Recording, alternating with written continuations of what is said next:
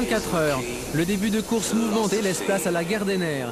Les équipes s'observent. En l'absence de repères visuels, les concurrents pilotent au jugé en fonction de ce qu'ils ressentent avec le bateau. Au bateau numéro 22, vous allez prendre le micro. Voilà. Il y a des fans aussi, décidément. Donc là, on a enfourné, le bateau a embarqué de l'eau.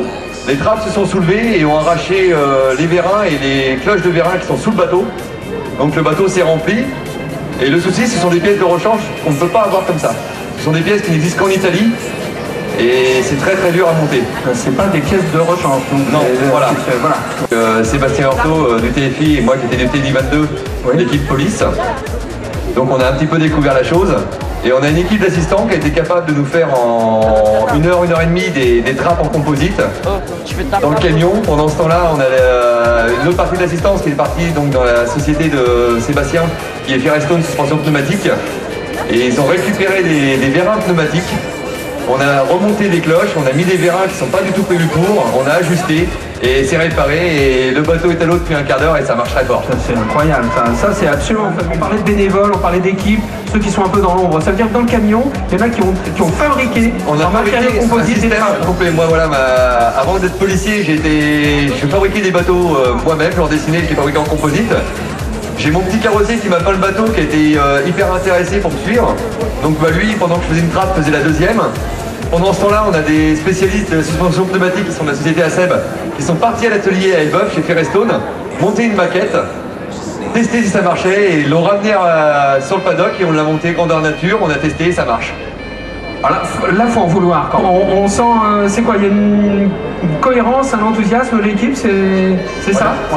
C'est vraiment un ensemble de compétences et bonne volonté de tout le monde, de certains des collaborateurs à titre privé qui n'ont rien à voir avec la course mais qui sont quand même allés préparer cette espèce d'airbag. Pareil pour Cyril avec son équipe de bénévoles. De toute façon, Rouen, comme beaucoup de courses, sans une unité dans l'équipe, peut de toute façon pas gagner. Alors c'est quand même incroyable ce que représente Rouen dans le motonautisme mondial, on va le dire, quand même, parce que c'est infernal. Ce plan d'eau, c'est infernal. Le courant, les épaves que je connaissais pas, les renverses de marée, l'étale, etc. Enfin, c'est que des choses comme ça, et tout le monde veut faire Rouen pour ça. Oui, parce que c'est la course la plus difficile, elle est mythique. C'est la plus longue, c'est le plan d'eau le plus difficile, le plus difficile aussi pour les bateaux comme pour les pilotes.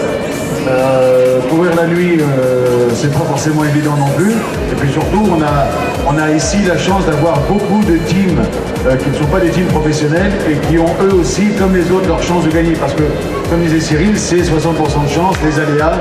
Il ne nous a pas parlé non plus des épaves qui se baladent sur l'eau en bois ou les lave-vaisselle ou les que sais-je. Il y a eu beaucoup de ménages de fait, quand même, oui, depuis quelques années.